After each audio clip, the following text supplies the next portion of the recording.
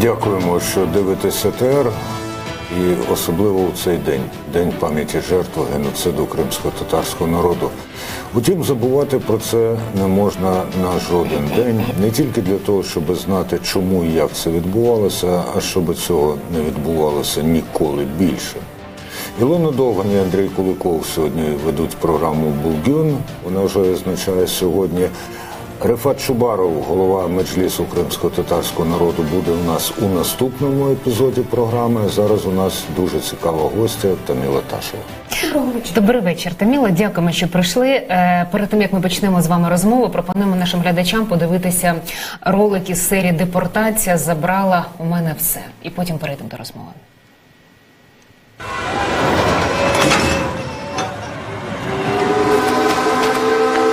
Османе, дивись, як прекрасна наша батьківщина. Я йду на війну. Ти чекатимеш на мене? Після війни ми обов'язково одружимось. Я завжди на тебе чекатиму. Арзе, я повернувся. Перемога наша. Країна, яку я захищав, забрала в мене все найцінніше. Таміла Ташева, співзасновник, координатор Кримсос в нашій студії. Скільки вам було років, коли ваша родина повернулася в Крим? Мені було 5 років, через півроку, може трошечки менше, виповнилось 6. А ваші враження? Ви всією родиною одразу приїхали? Що ви побачили? Більшість кримських татар спочатку їхали чоловіки, знаєте, як розвідати територію, подивитись, чи можна там будуватися і так далі. І, відповідно, мій батько теж спочатку поїхав, потім за ним поїхала мати, а пізніше вже ми з прабабцею моєю, і з сестрою, і з братом поїхали. З прабабцею це та, яка там жила, і потім була депортована, і вона потім повернулася там згодом через скільки десятків років. Так, насправді вона була головним, напевно, що таким двигуном того, щоб ми якнайшвидше повертались. Тому що, ну знаєте, в нас в Узбекистані був дуже такий великий будинок, навіть по мірках тоді вже заможної узбецької публіки, тому що батько працював на буровій, а люди, які працювали на такій роботі, вони всі отримували великі зарплати, це 800-900 рублів, на той час це шалені були гроші. От, відповідно, в радянських мірках, да, це правда. Ну, всі гроші потім з'їла інфляція і так далі. От, але дуже складно було залишати це все і їхати в невідомість. Да? І бабуся була тою, яка говорила, що от нам дозволили їхати на батьківщину, давайте їхати, це обов'язково треба робити. І вона нас в першу чергу, звісно, що тягнула. Таміла, де саме в Узбекистані? Ми жили в Самарканді, це селище Суперфосфатне, Супер його називають, там дуже багато, велика кількість кримських татар жила, і відповідно, це селище міського типу. Скільки з ваших людей залишилося в Самарканді? Насправді небагато. Як тільки кримським татарам дозволили повертатися, або були тільки натяки на те, що буде якесь послаблення за часів Горбачівської оттепелі, то всі кримські татари почали їхати. І, наприклад, сьогодні у вашому ефірі дуже багато було кадрів з Генічеської, Новоолексіївки. Саме чому там є багато кримських татар? Тому що вони почали повертатися і оселялися якнайближче до кордону з Кримом. І саме тому там велика кримсько-татарська громада проживає зараз на цей час. Мені розповідали історію про те, що деяким кримським татарам вдавалося повернутися до Криму, тому що вони змінювали свої імена і змінювали національність, яка була записана в паспортах. До речі, мама Джамала теж це розповідала. Так само, так. От у нас на громадському радіо працює одна кримська татарка, яку звати Тетяна. І коли у нас вперше зайшла мова про те, що ми знали і знаємо, що вона з Криму, у нас зараз двоє колеги з Криму. От я кажу, що за ім'я для кримської татарки Тетяна? Вона розповіла мені цю історію про, здається, Білогірський район, де багато... Це правда. Дуже багато кримських татар змушені були якимось чином міняти. Наприклад, Саніє ім'я, його міняли на Соня. Наприклад, в мене бабуся була Сабє, А вона себе завжди називала якби от Сонією, да, і в тому числі серед узбеків, тому що навіть тоді було краще мати ближче до слав'янського імені, аніж до там кримських татар, тому що, незважаючи на те, що ми завжди говоримо, що в Узбекистані ми змогли зберегти свою націю, тому що, можливо, був фактор релігійний, але нас дуже неохоче там приймали, особливо перші роки. І коли були ці спецпоселення після того, як нас депортували, да, весь народ, нас поселяли у ці спецпоселення. Там було дуже складно.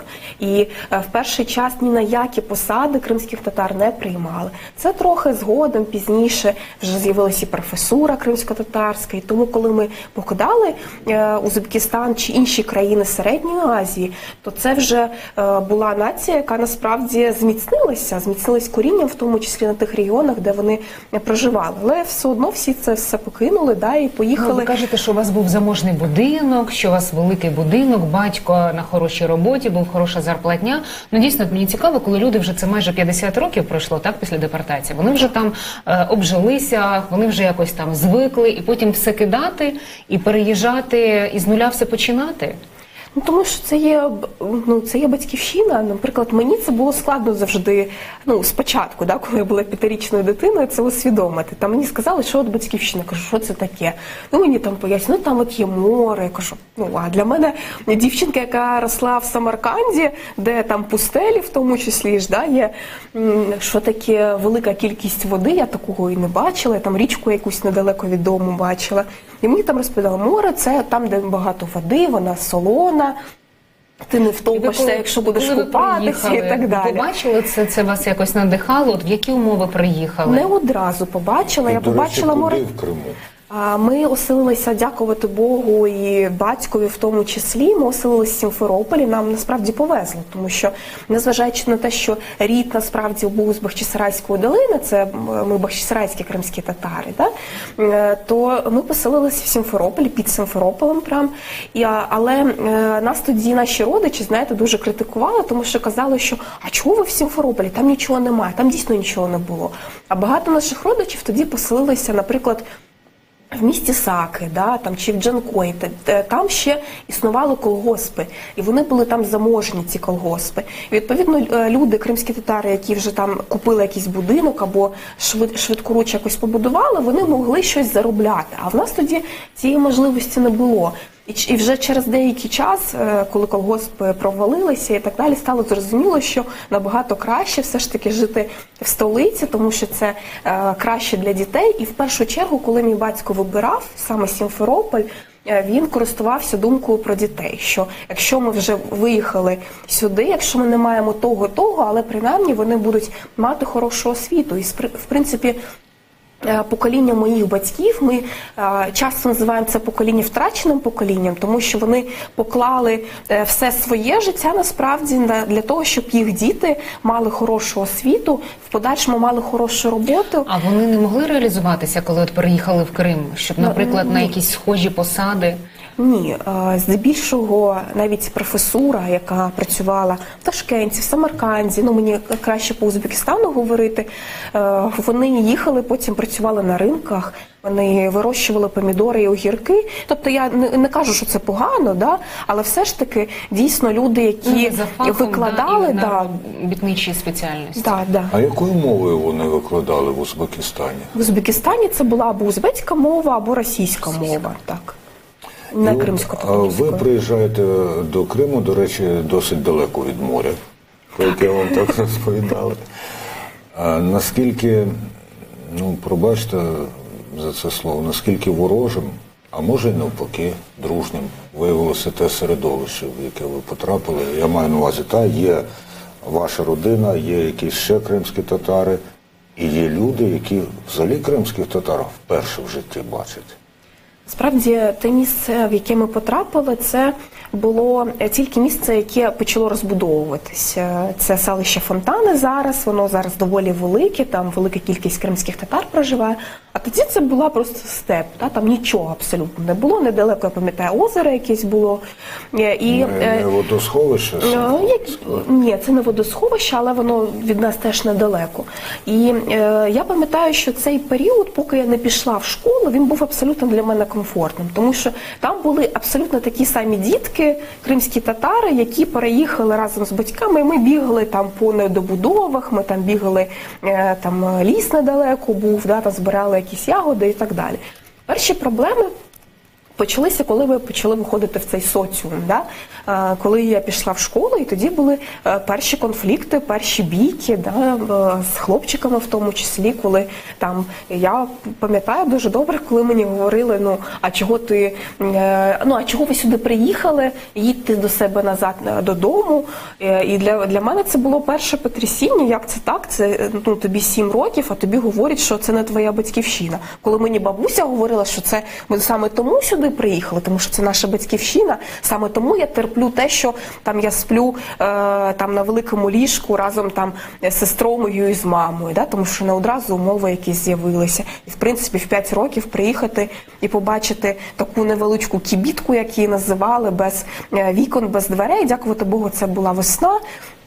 І було не холодно. Вам держава якось допомагала? Це питання було якось врегульоване, що от тепер уже можна людям приїжджати в автономії. Окей, вони якісь підйомні мають отримати, якось врегулювати питання, тому що вони, наприклад, можуть прийти і сказати, це будинок, от як ваша бабуся, це мій будинок, я тут жила, все. І я хочу тепер жити в цьому будинку. І як тепер бути?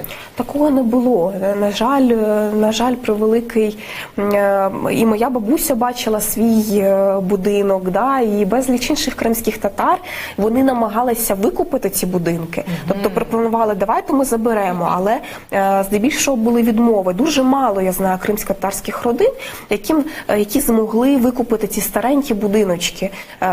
І цим кримським татарам було неважливо, в якому вони стані, головне, щоб це наше, тому що це наших прадідів.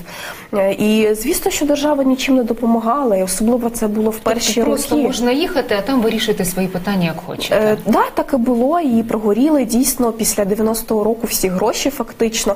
Я пам'ятаю, що в нас був такий великий контейнер, який ми перевозили з Середньої Азії з собою, де були всі меблі і так далі. І тоді вийшло так, що у нас вистачило грошей на те, щоб цей контейнер зібрати, купити будівничих цих матеріалів і так далі.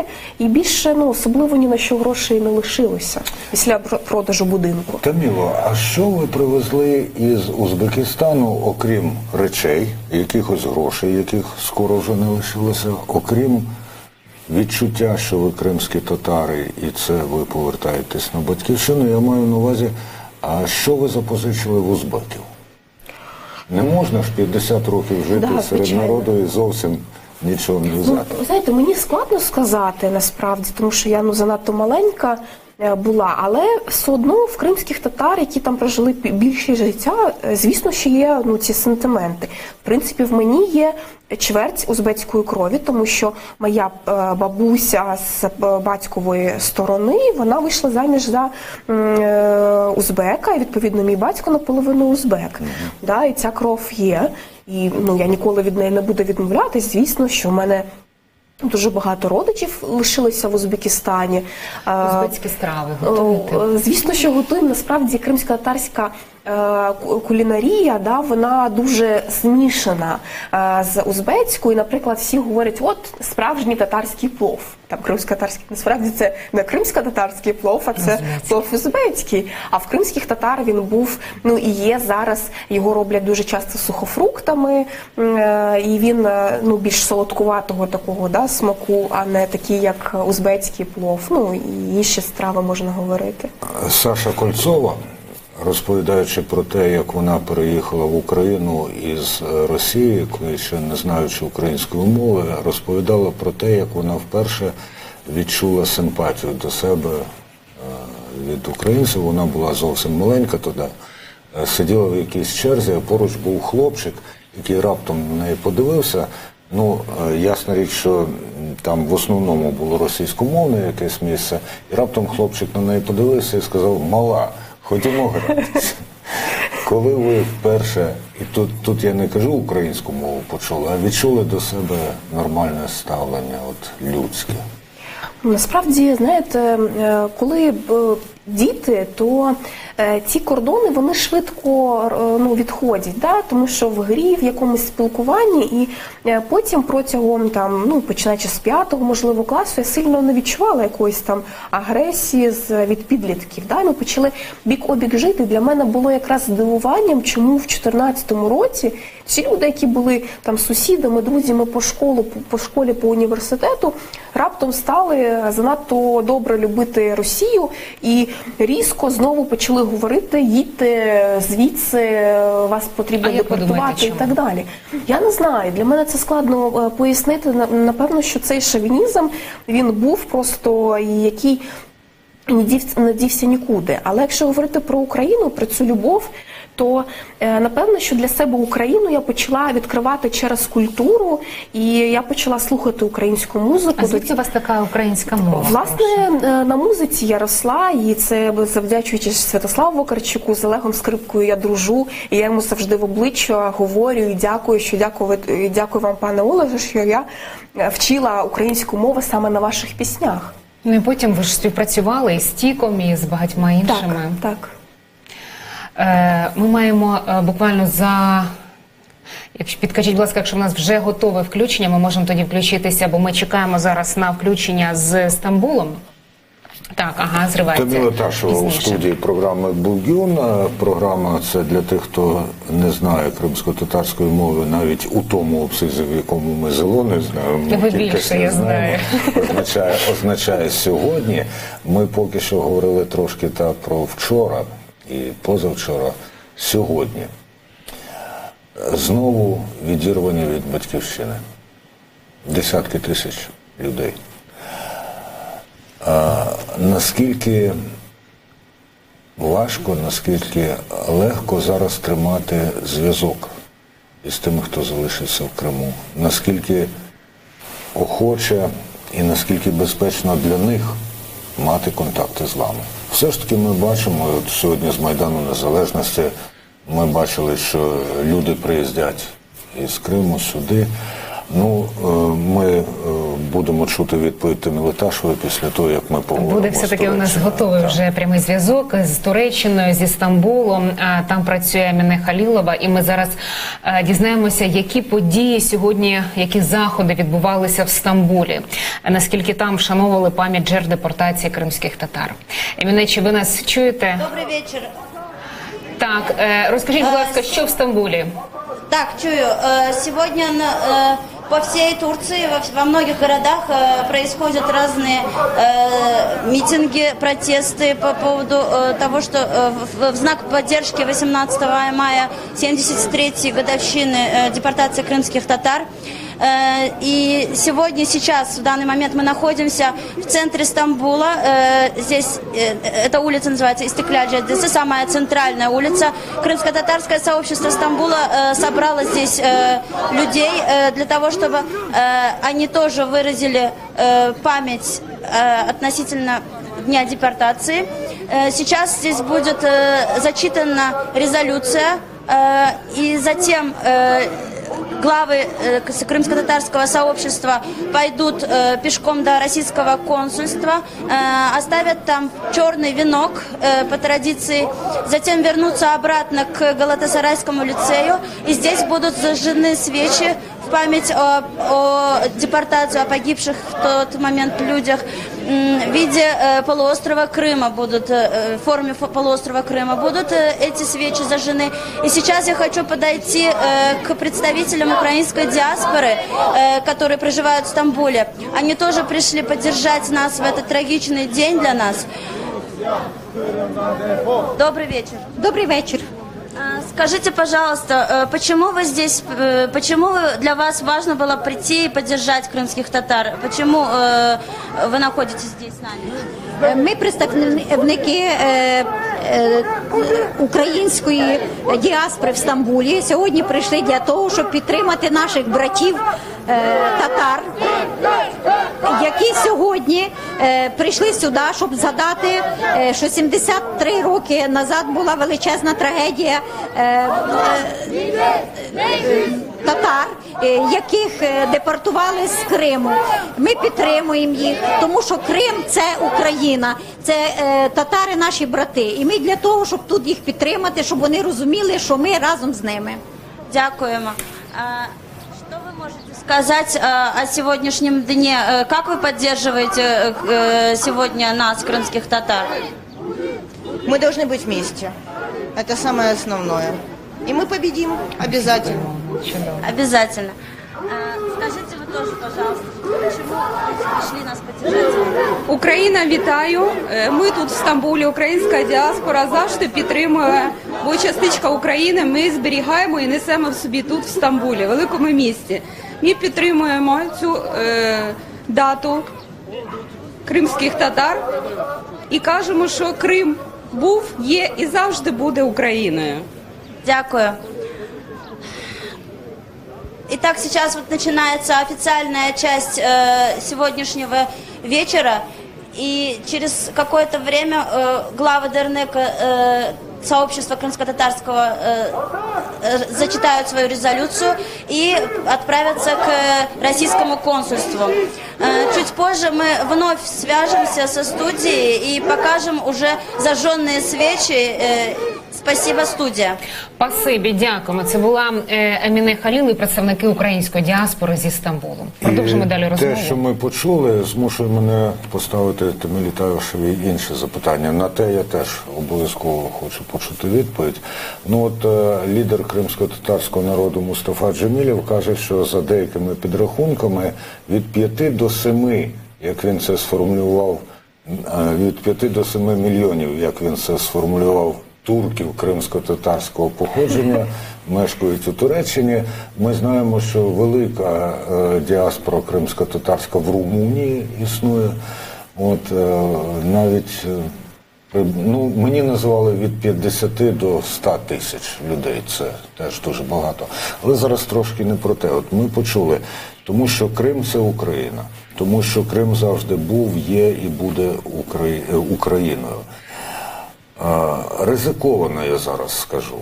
Але чи не вбачаєте ви в цьому віддзеркалення тієї самої тези, що Крим – це руська земля?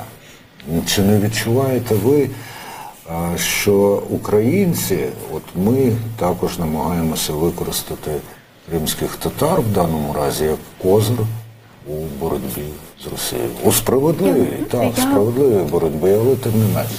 Я трохи інакше відповім. Коли ми працюємо на правозахисному полі і працюють в тому числі державні органи влади, то завжди апелюють через призму прав людини і говорячи про порушення прав кримсько-татарського народу, про зникнення, вбивства і так далі, фактично говорять про територіальну цілісність України. Це дуже неправильно, знаєте, тому що можна уявити ідеальну картинку, коли Російська Федерація перестане порушувати права людини, права кримських татар, то до яких аргументів ми будемо вдаватися, коли будемо говорити про територію Крим як складову частину української держави. І тому дійсно утиски кримських татар зараз є фактично єдиним аргументом, або там українців, але здебільшого про кримських татар, звичайно, говорять, коли на міжнародному полі говорять про злочини, які робить Російська Федерація. Тому те, що ми чуємо, Крим – це Україна і так далі, я завжди люблю, коли ми говоримо мовою кроків і конкретних дій. І цих конкретних дій, я не скажу, що дуже мало, але малувато, і все доволі повільно робиться. Сьогодні президент України під час траурного заходу в оперному театрі «Вечір реквієму» сказав про те, що Рішату Ахметову посмертно присвоєно звання Герой України. Це безсумнівно так.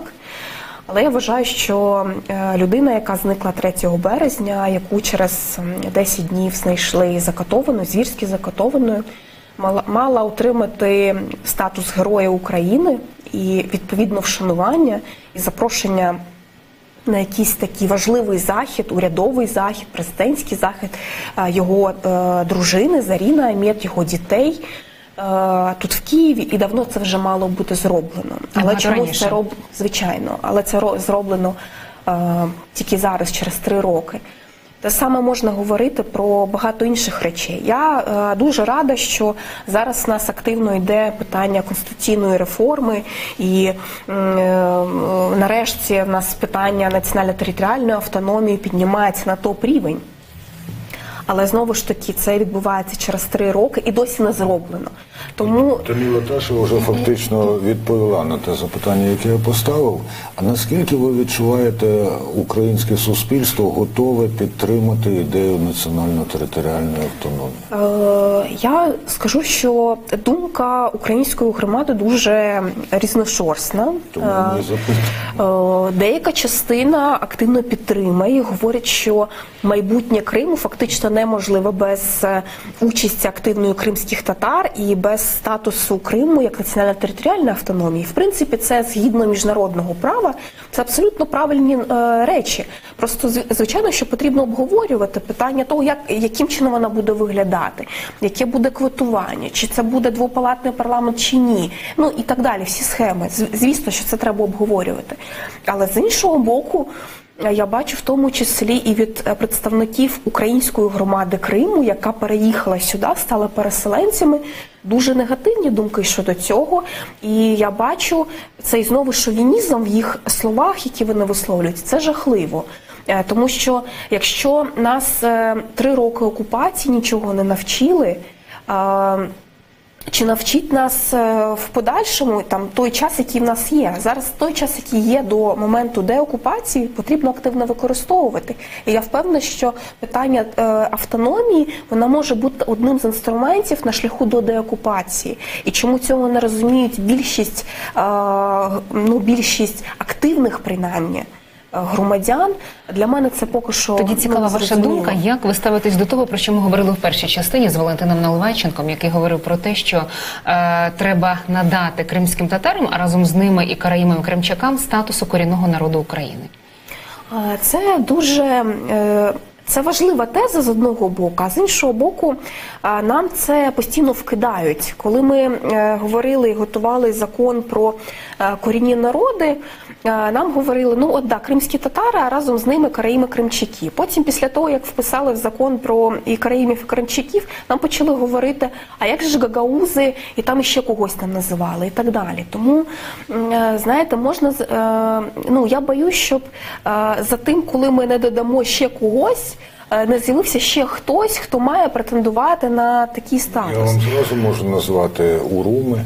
Звичайно, уруми, це кримські греки і так далі. Тому, звісно, що я зі свого боку можу говорити, що я завжди поряд з кримськими татарами говорю і про караїмів, і кримчаків. Однозначно, як про корінний народ України. Але ми завжди маємо зберігати певний баланс, тому що змінювати законодавство, змінювати і вносити правки до Конституції, щоб проходила конституційна реформа, можемо тривалий час. Але за 3 роки ми не бачимо вже точних змін, які би можна було приймати. Рік тому президент України заявив про те, що ми рухаємось рівно в той самий день, рівно на тому самому заході, що ми маємо надати кримським татарам національно-територіальну автономію. І якраз це та річ, про яку кримські татари, які живуть в Криму, вони дуже чекають, тому що вони питають, що добре, ми терпимо ці знущання над нами, ми терпимо, що наших людей вбивають, що наших людей саджають у тюрми, що нам не дозволяють проводити траурні мітинги і так далі. Але заради чого ми терпимо? Дайте нам чіткий сигнал, чого нам чекати. Якщо в нас буде ця мета, якщо ми побачимо... так, як люди з 44-го по 91-й чекали повернення. І так само, якби був чіткий сигнал, що в такий-то час це буде все прийнято, і ми потім будемо рухатись на цьому шляху, то кримським татарам, які там живуть, і не тільки кримським татарам насправді, було б набагато легше і переживати цю окупацію в Криму. Таміла, у нас залишається небагато часу, трохи більше хвилини. А от цікаво, чи достатньо просвітницької роботи робиться, чи достатньо молодь знає, що насправді відбувалося. Ми бачили в Стамбулі, там будуть нести вінок чорний до посольства Російської Федерації. Наскільки молодь знає, обізнана щодо того, що тоді відбувалося, чому, як, щоб от зараз, можливо, змінити свої погляди, як ви кажете, не підтримувати те, що там відбувається, що вам було дивно, що ваші однокласники тепер стали по інший бік? Ну, більшість кримських татар, не більшість, і напевно, що всі знають, що відбувалося, тому що це відбувалося з їх рідними, саме тому вони і переїжджали, хтось народився в складних умовах, тому що будь-яку, абсолютно будь-яку родину кримських татар депортація торкнулася. Але, звісно, що треба продовжувати далі працювати, використовувати те, що зараз з нами сталося, з усіма нами, не тільки кримськими татарами, українцями, всіма, хто живе на материку, що ми лишились на даний момент без нашої території і без зв'язків, про те, що говорив пан Андрій, з нашими людьми, з нашими громадянами, треба використовувати тільки в позитив. Треба брати і говорити про кримських татар, говорити про Крим, змінювати це, налагоджувати ці зв'язки. Тільки таким чином можна будувати спільне майбутнє. Спасибі. От, в принципі, це ми будемо продовжувати робити далі. Новини за 8 хвилин, а наша програма продовжується о 20:20. І от там ми будемо говорити з Рифатом Чубаровим, головою Меджлісу кримсько-татарського народу, про ті події, які зараз відбуваються і що робиться в Україні, зокрема, аби Крим повернувся в рідну гавань, скажу так. До зустрічі. Дякую.